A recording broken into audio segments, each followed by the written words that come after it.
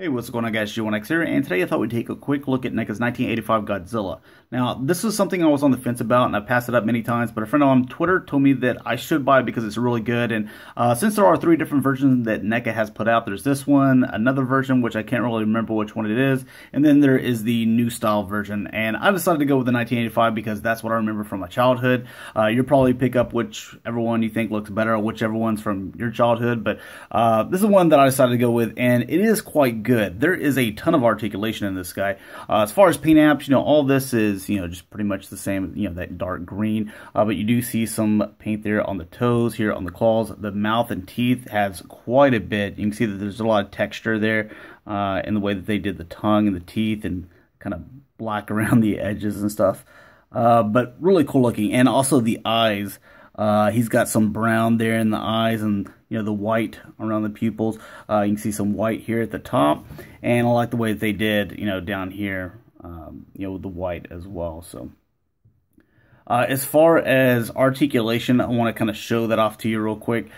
First, let's do one quick size comparison. The only thing that's kind of in my reach is G1 Hot Rod, so I'm going to put him at the end of the tail here to give you an idea how large this is. And you can see that he ends before the tails even stop. So pretty long tail there. I'm gonna have to figure out how I'm gonna put this guy on my shelf. But as far as articulation, with the head, you have two joints here in the neck. Or first, I guess you have the mouth will open and shut. The head does go up and down, as you can see there. You have a joint right here that moves, and then you also have the neck joint that moves as well. And you can see that this piece goes with that. So you can get quite a bit out of that right there, and it goes up and down. Now, I'm going to stay with the body and go through the tail until we get into the arms and legs.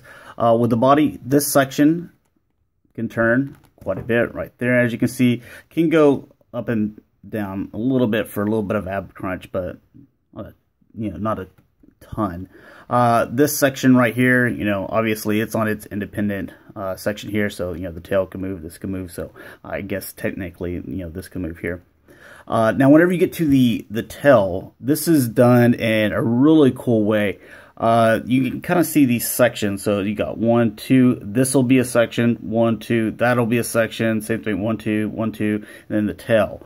So this right here is on a ball joint, so this can move back and forth. It can go side to side on that independent ball joint right there. It can rotate, obviously, and then you go 1, 2, and then you get to the next section. This is independent. This can go back and forth. This can go up and down on a ball joint. It can go side to side as well, rotate.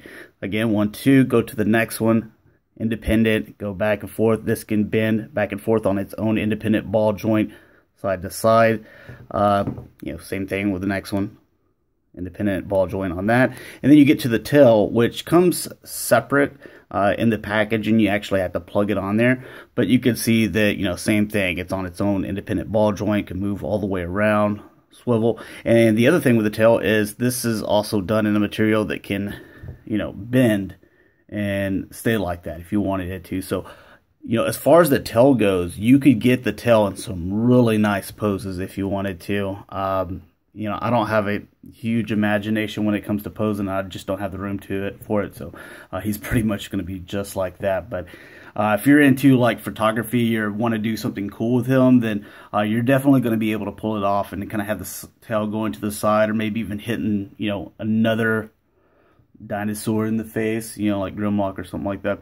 But as far as the arms, these arms, you can see they go back and forth. They go all the way around, in and out. The elbow all the way around, and that's about as much bend you're going to get to it, but that's fine. The wrist, and they rotate. Looks like they're on a ball joint, but not really a whole lot of back and forth there. With the legs, this rotates here, and doesn't really get that in and out. You can see it moving a little bit, but it's mainly just rotation here. And then you have this joint down here with the knee. Doesn't really bend back and forth like a knee joint, but it just kind of rotates, so you can get it however you want posed. And then the foot go up and down a little bit there, and that rotates as well.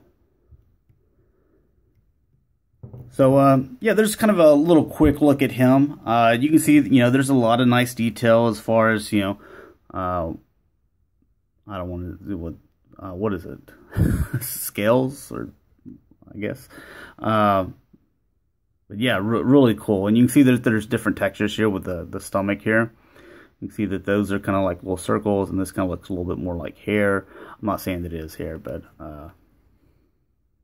yeah, you can kind of see it all over. So pretty nice looking figure. So thanks a lot, guys. Hopefully you enjoyed. There's kind of a look at the face, and you can see all that nice, texture and black wash through there. Looks like he hasn't brushed his teeth in a while. So, hopefully you guys enjoyed. I'll be having some Gundams and Transformers later this week. So stick around. See you guys later. Peace.